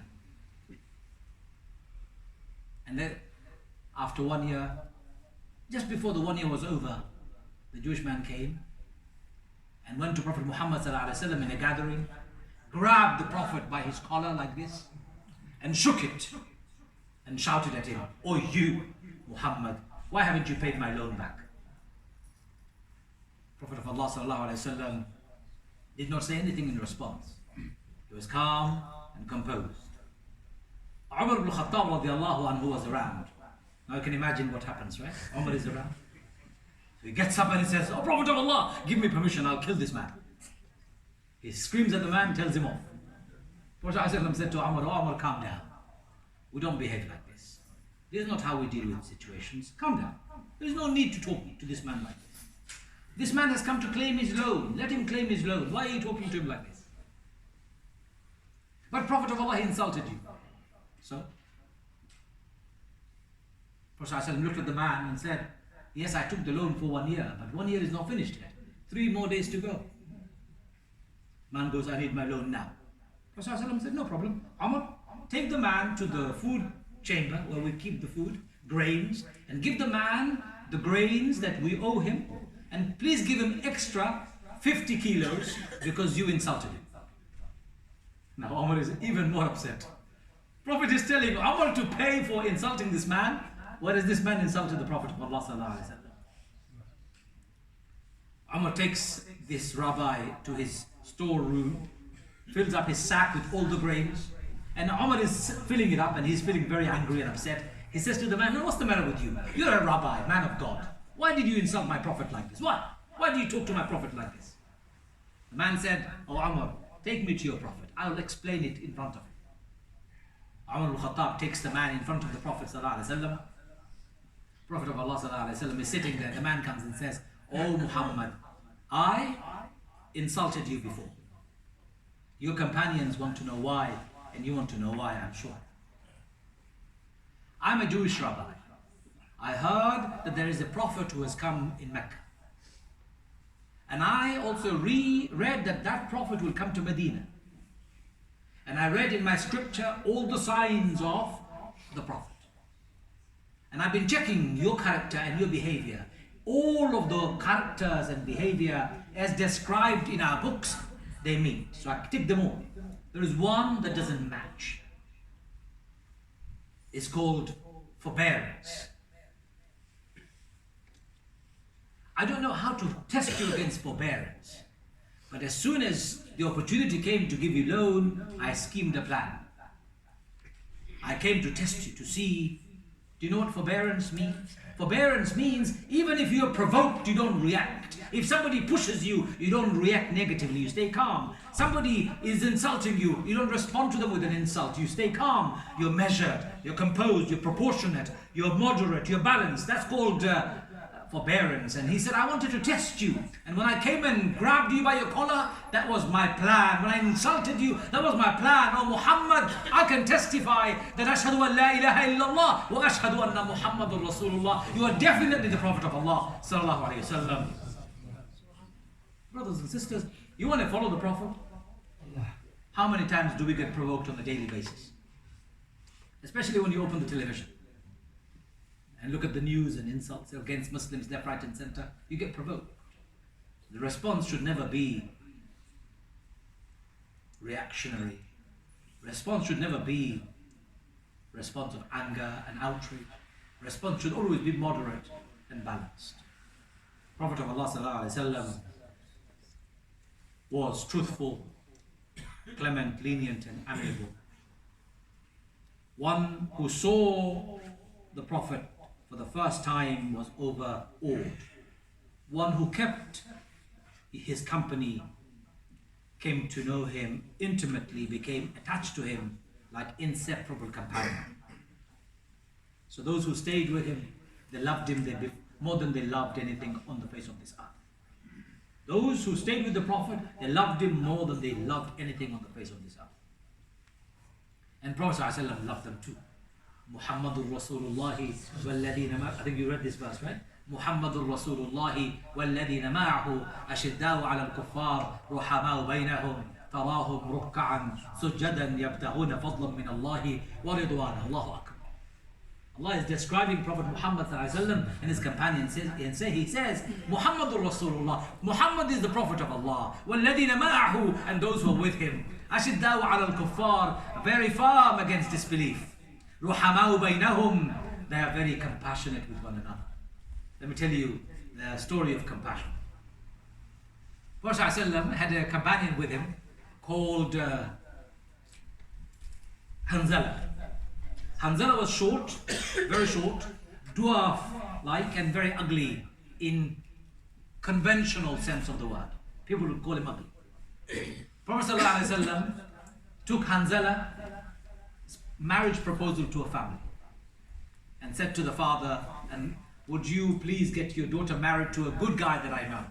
The father was very excited. Alhamdulillah, Prophet of Allah has brought a proposal. He was very excited. So I asked a few more questions. And eventually they asked the name of who's the guy? Prophet ﷺ said Hanzala. They said, Hanzala, oh Prophet of Allah. No, Hanzala, no, he's too ugly, too short. The mother said no, the father said no. Prophet of Allah ﷺ said, okay, no problem. He left. Their daughter came out and said, oh my mother and my father, Allah's Prophet Muhammad ﷺ brought a proposal for me? Yes. And you said no? Yes, we said, he's ugly. She said, no, I would marry the person Prophet has proposed. Please go and tell the Prophet of Allah, I'm ready and willing. Allahu Akbar. So the marriage was arranged. They got married. Very soon after marriage, battle was called and Hanzala went out to fight. Battle of Uhud. I think if I remember correctly. No? One of the battles, I can't remember the exact battle. Hanzala went out to fight and he died. After the battle, Prophet ﷺ is taking account and telling everybody the news. Hanzala's wife is coming to the Prophet. Prophet ﷺ is now getting ready to give the bad news. She said, oh Prophet of Allah, I know Hanzala has passed away. I don't come here because I'm upset with you. Allah has given him the darajat of a shaheed. I'm not complaining. Except, yeah, O Prophet of Allah, Hanzala needed a bath. Hanzala needs a bath. Please prepare for his bath. Anyone who dies in the battle of Allah's cause should not be given a bath. They should be buried because they are shaheed. You should bury the shaheed as you find them. Prophet of Allah sallallahu alaihi wasallam says to the companions, prepare Hanzala's bath for his funeral. Allah sends Jibreel with a message saying, O Prophet Muhammad, don't prepare Hanzala's bath on this earth because Allah has prepared his bath in the heavens. They loved the Prophet of Allah, they loved Allah, and they followed him to the letter. So, my brothers and sisters, those who had seen the Prophet, they would never stay away from him. And they had never, ever, would ever see another man like him before, during their time, or ever after. Anyone who saw him, even those non-Muslims who came to see him, those who wrote about the Prophet of Allah sallallahu alaihi wasallam after. I'll finish and I'll take questions, inshallah. Michael Hart, is that the name of the guy who wrote a book about the Prophet? 100 most influential man on this earth. In that he wrote, Muhammad sallallahu alaihi wasallam's name is the first. And when he was writing, he wrote, I desperately tried to find somebody who would meet my quality. The quality that is needed. Nobody met like Muhammad did. Sallallahu alaihi wasallam. My brothers and my sisters, if you truly want to know the Prophet of Allah sallallahu alaihi wasallam, actually, if you truly want to celebrate the birthday of the Prophet of Allah sallallahu alaihi wasallam, we need to change our character immediately. Completely. From now on, make this intention. I'm going to do one at a time, not all of them in one go. Identify what is your weakest point. If you are an angry person, that's your problem. Deal with anger. If you lie, that's your problem. Deal with your lying. If you backbite, deal with backbiting. If you're harsh with people, deal with the harshness. Identify what is it that you are weak at the moment and struggling with. And look at the life of the Prophet ﷺ and follow his examples in the way you can. Prophet ﷺ was a very practical man. Very practical man. He did not say you're going to go to hell and that's where you're going to stay. He didn't do that. He looked after his companions. Even when a young man came to him and said to the Prophet of Allah, O Prophet of Allah, give me permission, I'd like to have an illicit relationship with a woman.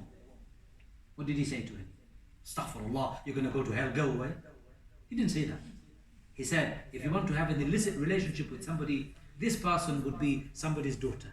This person would be somebody's niece. This person would be somebody's wife. This person would be a female who belongs to a father, who has a family. Somebody would be insulted. Somebody's honor would be taken. Why would you want to do that? Would you like somebody to do that to your own sister, to your own mother, to your own daughter?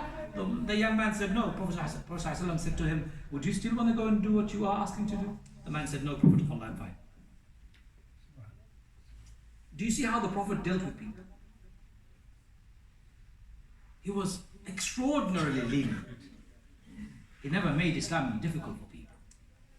Mu'adh ibn Jabal was sent from Medina to Yemen to teach the people of Yemen about Islam. What did he say to Mu'adh? Oh Mu'adh, give them good news. Bashiru, give them good news. Yassiru, make things easy for them. Don't make it difficult for them. Facilitate, don't make it hard for them. A young boy came to me and he said to me, Imam, how many rak'ah do I pray for Jum'ah? I said to him, why? Because my Imam told me 20 rak'ah. I said, what? 20 rak'ah Jum'ah. I said, don't worry about 20 rak'ah, it's only 2. He goes, what? I said, it's 2. Allah has given you an exemption on the day of Jum'ah from a Dhuhr prayer. You don't need to pray Dhuhr. You pray Jum'ah and you listen to the Imam giving a khutbah and praying 2 rak'ah together. Why make 20 out of it? Why make life difficult for people? Yes, you want to do extra prayers by yourself. Inshallah, go ahead. Allah accept it. We say Ameen. But don't impose it on somebody else. I remember a sister who came to me one day and said to me, in my work, we would pray at Dhuhr prayer. This sister never prayed. She's a Muslim girl. So other Muslims were talking behind her back, and I told them, don't talk behind her back. They said, no, she doesn't pray. I said, don't talk behind her back. She must have a reason. She came to me one day and she said to me, I know people are talking and I know it's uncomfortable, but let me tell you. I said, what do you want to say? She goes to me, I want to pray, but I can't pray. I said, what's the problem? She goes, I suffer from a very bad foot condition. My feet swells up and gets infected if I wash it. Okay? If I wash, my feet swells up and gets infected. So I can't make wudu and I can't pray. That's what she said to me. I said to her, do you ever have showers? She goes, yes, I do. She goes, I have shower every morning. I said, so don't you wash your feet? She goes, I do. How do you wash your feet? She goes, I have a normal shower. I take towel, I wash it, I use dryer to dry it completely. I put talcum powder, and I say to her, do you put a socks over it? She goes, yes. I said, so you have a shower every morning? She said, yes. I said, every morning from the time you leave home until you go home, you have your socks on? She goes, yes.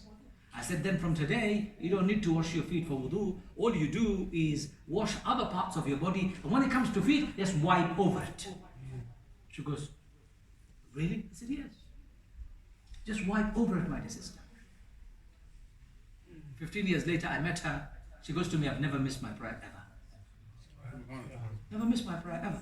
Because make things easy for them. Prophet Muhammad ﷺ made things easy for people. That's why he's Rahmatul lil Alameen. He is the mercy to the universe, not just Muslims. May Allah make us the same. Rahmah for the Ummah. May Allah accept our efforts. And may Allah make us people who love the Prophet of Allah sallallahu alaihi wasallam like we should love him. Inshallah. I'll take any questions if you have. I have first question. Yes, please, Bismillah. You have first question. Jazakallah, brother. It's not a question, but because we have some youth here and the situation right now in our society, we all are aware of what exactly is happening, like knife crimes and drugs-related crimes are increased in our youth, and mostly, if you talk about London, it's mostly Muslims, whose names have been pulled up. So I think it's a good platform if you can talk a little bit about these knife crimes and especially drugs-related crimes. I don't want to tell the youth off. I'm still a youth, right? In the eyes of my elders, they still think I'm young. I remember they always say, you're the young one, I'm not young anymore. But look, I don't want to blame the youth. Ibrahim Masjid is very big, alhamdulillah.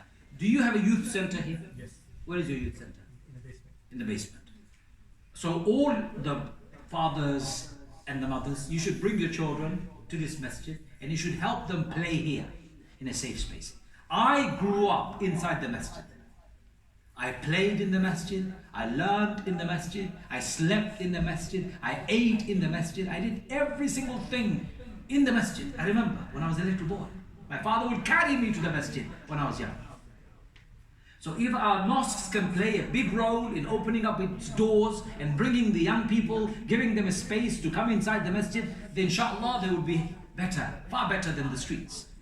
And my advice to the elders, don't judge those young people, please. Don't judge them.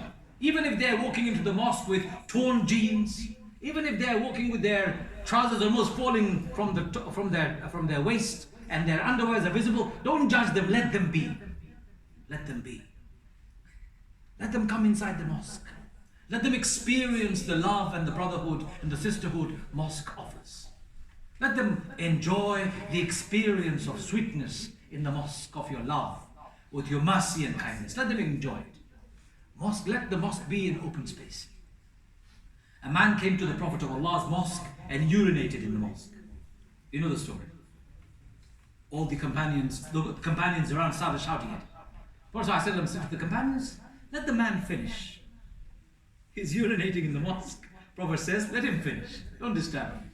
After he finished, Prophet ﷺ said to the man, come and sit down next to me. The man sat down. Prophet of Allah ﷺ told the companions, bring a bucket of water, we can clean it up. He said to the man, we pray in this place. This is not a place to urinate. You can urinate outside if you want. The man said, oh Muhammad, you and me, we're the best people. Those ones are the bad ones. Because they shouted at him. What did the Prophet say to a man who urinated in his mosque? Nothing. He embraced him, welcomed him. So, young people, get your friends to come to the masjid. If the management is listening, I've always said this. In fact, it was this very same discussion I had with Shafqat. Shafqat was in this mosque a long time ago in 1992, 93, I remember. I complained to him saying, why is the Imam giving Urdu khutbah? Shafqat said, and what do you want? I said, in English. He goes, you're starting next week. I said, just like that? He goes, yes. Your father took you to Islamic studies, spent all that time, 7-8 years learning about Islam. It's time to show us that you know what you know. Stand here and do the khutbah. And it was Shafqat who made sure that we started here. So I'm asking you first, open up, bring your children here. And children, if you're here, knife crime and gang crime and drugs, you know they're very destructive. They'll destroy you, take you away. It may look cool for a few days, but it's just one way, slippery slope to a miserable life and a miserable future. I remember when I went to a prison to see a group of people. And in the prison, there was one man I recognized. And he was looking down, he wouldn't look at me. He was looking down, he wouldn't look at me. After a while, I recognized him. So after I talk, I went to him and I said to him, why don't you look at me? He goes to me, you and I went to the same primary school. I said, what? Yeah, we went to the same primary school in East London. He goes to me, my friend, he said, my friend, you chose the right way and I chose the wrong way. I chose gangs, I chose drugs, I chose violence, I chose knife, I chose guns. Look at where I am, rotting in a prison. And look at you outside, enjoying the world and changing the world. And look at me, I'm rotting in a prison, in a hellhole. I'll never get out. So young people, that's what happens. When you have bad friends, when you go down that route, there is a hellhole on this earth called prison. You don't want to go there. You don't want to ruin your life because of a few moments of excitement that takes you away from the true focus. But parents are more responsible than the children. If you as the father and the mother, you have no control over your children, then there's something gone wrong. You need to find the way forward. You need to find parenting program. You need to find help and support from others. You need to sit down and talk. You need to open up. You need to really dig deep down and find the solution rather than run away from it. So that's answering your question as shortly as I can. Are there any other questions from anybody else from the floor? Brother there, Bismillah. Brother, we just want to know about another incident happened in Norway. Someone burned the Quran and one Muslim brother jumped in and he stopped him. I don't know if it. But in this scenario, what you want us to look at it, this situation, or we just stop him, or like you said, Prophet never reacted? So what should be the response? I understood. In these kind of far right, So if there is a far right hatred attack, if somebody comes to attack your mosque, then of course you have to stop them. If you can stop them and save more lives, you do. That's not what I'm talking about. If somebody is burning the Quran, for example, if somebody is insulting the Prophet of Allah with their words, what should we do? Did the people of Mecca not insult the Prophet all the time?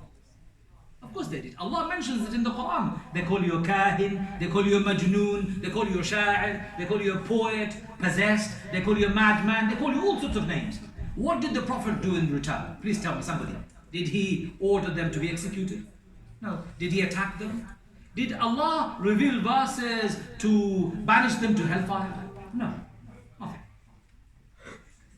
It's part of the game. This is what you will get because there are people who are upset. So if somebody insults your Prophet, don't insult them back. Don't ever insult them back. Give them flowers with words, with your behavior. Win them over. It's difficult, I know. I know it's difficult. Wallahi, I know it's difficult. But unless you are able to control your anger, you will not win any argument ever. Did anyone see my interview with Piers Morgan? I did an interview with Piers Morgan on ITV. And Piers Morgan, as you know, likes to go for the jugular to anyone who is interviewed. I understood his points and I answered. At the end of my debate and at the end of my interview, he said to me, and Mr. Masroor, I agree with you entirely. How can we help? From a man who started attacking me from the beginning. we need to find a way of getting our message across. I said to one non-Muslim, right-wing fascist who hates Islam, I said to him, I've got a challenge for you. He said to me, what's the challenge? I said, I want you to live like a Muslim for one day. Just one day. Maybe you like it. And he did not like my challenge. Because if he understood Islam and lived like a Muslim for one day, like a true Muslim for one day, after reading about Islam, he would find Islam very different. There is the Dutch filmmaker who made the film, a politician who made a mission of his life to insult Islam. He was eventually going to write a book against Islam. He sat down to research. The more he researched, the more he researched, the more he researched, he realized, oops, I've got it all wrong. And you know what he did? He said, Ashhadu an la ilaha illallah wa ashhadu anna Muhammadur Rasulullah. He's going around the world, in Netherlands and any other parts, telling everybody, Islam is not what you think it is. Islam is something different. So we have to respond in a measured way, in a matured way, and not in an angry way. When you're angry, you've lost the plot. You will win the hearts and minds of people like our beloved Prophet of Allah ﷺ did by remaining calm and proportionate. Just a brief answer to that question, but the answer to all questions about reaction is don't react. Don't react. Muslims should not be reactionary. We should be proactively creating positive environment. Reaction has never taken us anywhere. Any other questions from anybody else?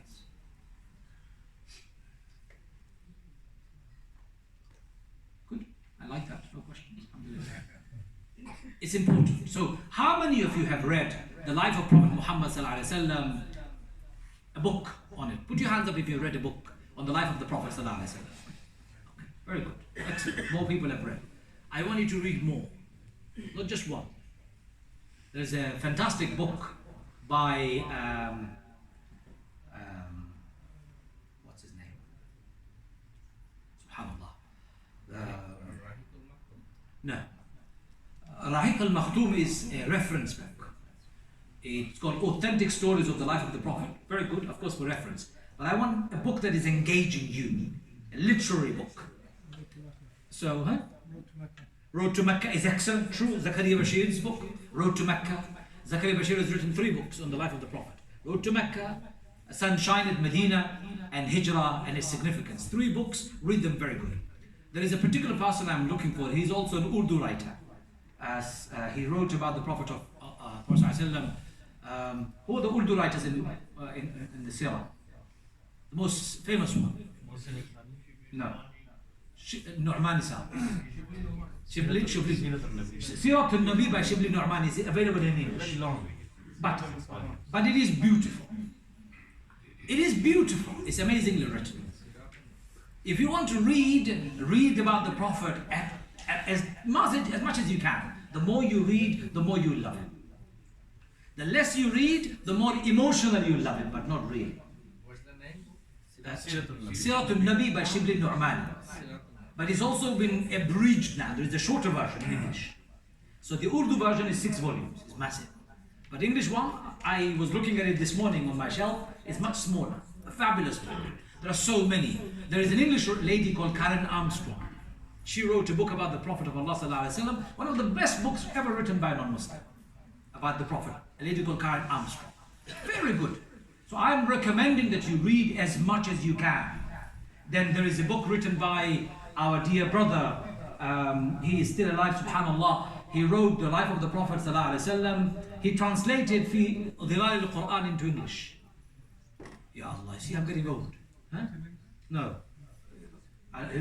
His name will come on. He's an Egyptian brother. Amazing seer. Huh? No, not that one. Haikal has passed away a long time ago. Huh? Yeah, I know. But this one I'm referring to is a contemporary, somebody who's around at the moment. Very good. All I'm saying to you is read more books. That's what I'm saying. Okay? It's very important to read the life of the Prophet ﷺ. And secondly, please forgive me if I am sounding. If somebody gets offended, I'm asking you to forgive me first. Prophet ﷺ would not would not approve any mumbo jumbo in his name in celebration. He would not approve it. You know it already. He would not approve any mumbo jumbo. He would not approve processions, cake cutting, or all sorts of nonsense. Never. He didn't do them. His companions never did them. Sahabas never did them. Tabi'in never did them. Tabi'in never did them. Why do we do them? You can't become closer to Prophet of Allah. Did Umar al-Khattab love Prophet Muhammad sallallahu alaihi wasallam? Did Abu Bakr love Prophet Muhammad sallallahu alaihi wasallam? Did Ali love Prophet sallallahu alaihi wasallam? Uthman love Prophet sallallahu alaihi wasallam? They did. They didn't do any of this nonsense. So the best way to celebrate the life of the Prophet is follow his life. In your life. Through your character. Through your character. And character isn't manifested in your beard and your turban. If you want to wear a beard and a turban, it's your choice. But it's not manifested. I know many people who have wonderful beard and wonderful turban, but terrible to their wife when they go home. That's not Muhammad sallallahu alaihi wasallam's character. So we need to follow his character. And part of his character is to be good to all his fellow human beings. Essentially. Muslims and non-Muslims. May Allah make us the best, inshaAllah. Please say Ameen. May Allah forgive us and enable us so that we can do better, inshaAllah. I'm going to stop because there are no questions. And I think there's going to be food and there's going to be other conversations with one another. May Allah bless you all. And I'm going to say, please make dua for me, inshaAllah. And we make dua for one another. That Allah makes us stronger and more powerful together. Wa akhiru da'wana alhamdulillah.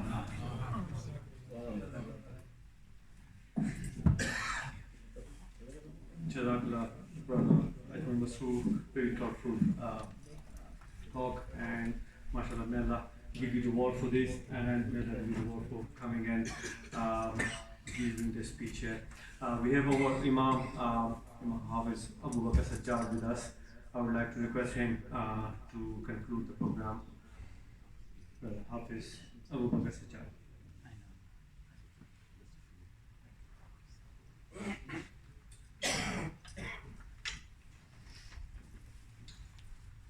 Assalamu alaikum. Jazakallah khair, brother Masroor, for giving a very comprehensive talk. Jazakallah khair for listening. I'm here to spare some time with you because the food is delayed. So I'm just, little bit, focus the time which has left, inshallah. Nabi Akram sallallahu alaihi wasallam की सीरत एक गुलाब की तरह है और एक फूल की तरह है. फूल को आप जितने रोज भी, हर रोज नया फूल एक नई ताजगी के साथ उगता है, और चाहे आप हर रोज उसकी खुशबू सूंघें, हर रोज जो है फूल आपके सामने हो, मोतिया हो, गुलाब हो, कोई भी हो, उसकी ताजगी बरकरार है और किसी का दिल नहीं भरता. यही सीरत रसूल का हाल है कि जितना भी हम इसको बयान करते हैं, जितना भी हम इसको सुनते हैं, दिल नहीं भरता. हर साल आप इस तज़किरों को सुनते हैं, जिस तरह कुरान को हम पढ़ते हैं, कुरान को हम सुनते हैं, तो न कुरान पढ़ने वाले का दिल पढ़ने से भरता है और न सुनने वाले का दिल सुनने से भरता है. सूरह फातिहा कितनी दफ़ा आपने पढ़ी होगी ज़िंदगी में, हो सकता है हज़ारों लाखों दफ़ा पढ़ी है, लेकिन कभी भी दिल नहीं भरता. कोई और आप मिसाल के तौर पे कोई भी ले लें, कोई चीज़ हो, जितना भी मेलोडियस, जितना भी मुतरन्निम और जितना भी ज़बान का एक शाहकार हो, कुछ अरसे बाद दिल भर जाता है. तो ये सीरत रसूल, इसकी मोहब्बत, इसको पढ़ना, और हमें ये देखना चाहिए कि हमारी ज़िंदगी में सीरत रसूल का कौन सा पहलू मिसिंग है, कि आप सल्लल्लाहु अलैहि वसल्लम जिस दीन को लेकर आए और जो पैगाम आप लेकर आए, आप रहमतुल लिल आलमीन थे, आप सारे जहां की रहमत बनकर आए. आप जो पैगाम लेकर आए, जो दीन लेकर आए, अपनी हमारी ज़िंदगियों के अंदर, इनफरादी और इज्तिमाई ज़िंदगी के अंदर हम कितना उस दीन पर अमल कर रहे हैं. तो ये हमें सीरत का इस पैगाम को जो है वो समझना जो है वो चाहिए. इसी तरह नबी अकरम सल्लल्लाहु अलैहि वसल्लम ने जो हमारे लिए सुन्नतें छोड़ी, अमूमन जब सुन्नत का लफ्ज़ आता है तो वी आर वेरी लिमिटेड. हालांकि सुन्नत का मफ़हूम बड़ा वसी है. सुन्नत एक लाइफ स्टाइल है, और उस लाइफ स्टाइल की मिसाल मैं ये देता हूँ کہ ایک مثال سنت یہ دیکھیں کہ نبی اکرم صلی اللہ علیہ وسلم جب مکہ المکرمہ سے مدینہ المنورہ ہجرت کے لیے گئے تھے تو آپ کے ساتھ ایک صحابی تھے، حضرت ابو بکر صدیق رضی اللہ تعالیٰ عنہ. اور جب مدینہ میں پہنچے people were outside to welcome him. لوگ باہر استقبال کے لیے آئے and they could not even recognize who is Muhammad because they were so similar, they were so identical and there was nothing special in the clothes. لباس اور اس چیز میں. اور پھر کیا کیا کہ لوگوں نے نبی اکرم صلی اللہ علیہ وسلم کے بجائے صدیق اکبر رضی اللہ تعالیٰ عنہ کے ہاتھ چومنا شروع کیا. انہوں نے سمجھا کہ شاید وہ اللہ کے رسول ہے. پھر انہوں نے خود ہی ایک چادر اوپر جو ہے وہ رکھ دی سائے کے طور پر کہ تاکہ لوگ یہ سمجھ لیں کہ جو ہے وہ غلام میں ہوں اور آقا جو ہے وہ یہ سادگی، یہ پیغام جو آپ کی سیرت کے اندر تھا، ہمیں اس کی قدر کرنی چاہیے، اللہ کا شکر ادا کرنے چاہیے کہ اللہ تعالیٰ نے ہم کو آپ جیسا نبی جو ہے وہ بھیجا. اسوہ حسنہ جس کی پیروی ہمارے اوپر جو ہے وہ لازم ہے، ان کی اتباع جو ہے اس پر لازم ہے. تو اللہ رب العالمین ہمیں سیرت کے رسول کے جتنے بھی پھول ہیں ان کو چننے کی توفیق عطا فرمائے، آپ کی سنتوں پر عمل کی جو ہے وہ توفیق عطا فرمائے. آپ جو پیغام پوری انسانیت کی ہدایت کو لے کر آئے ہیں، اللہ تعالیٰ مجھے بھی اور آپ کو بھی عمل کرنے اور دوسرے تک پہنچانے کی توفیق عطا فرمائے. الحمدللہ رب العالمین والعاقبۃ للمتقین والصلاۃ والسلام علی سید الانبیاء والمرسلین. ربنا آتنا فی الدنیا حسنہ وفی الآخرۃ حسنہ وقنا عذاب النار. اللهم صل وسلم دائما ابدا على حبيبك خير الخلق سيد الانبياء. اللهم صل على محمد وعلى ال محمد كما صليت على ابراهيم وعلى ال ابراهيم انك حميد مجيد. اللهم بارك على محمد وعلى ال محمد كما باركت على ابراهيم وعلى ال ابراهيم انك حميد مجيد. برادر عاصم الدین، برادر شفقت محمود اور پوری ٹیم کو مبارکباد کہ انہوں نے اس پیغام کا وہ جو ہے اس پروگرام کو ترتیب دیا. اللہ تعالیٰ سب کی کوششوں کو قبول فرمائے. آپ لوگوں کے آنے کا بھی شکریہ. بھائی کھانا کھائے بغیر نہیں جائے گا آج. ابھی کھانے کا اوپر انتظام ہے. اس کھانے کی نسبت چونکہ رسول اللہ صلی اللہ علیہ وسلم کے ساتھ ہے، آپ کے تذکرے کے ساتھ ہے، یہ بڑا بابرکت کھانا ہے، اس کو کھائے بغیر جائے.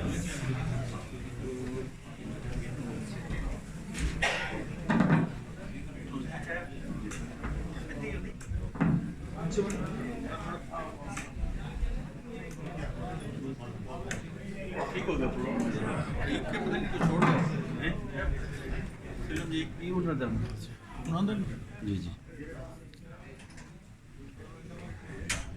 ہے ٹیلیفون نہیں؟ ہاں نہیں. کدھر فون ہے؟ چھوڑ کے نہیں گیا اپنا آصف؟ یہ فون کس کا ہے؟ پورا دن. اچھا یہ پورا دن. Switch it off. Turn it off.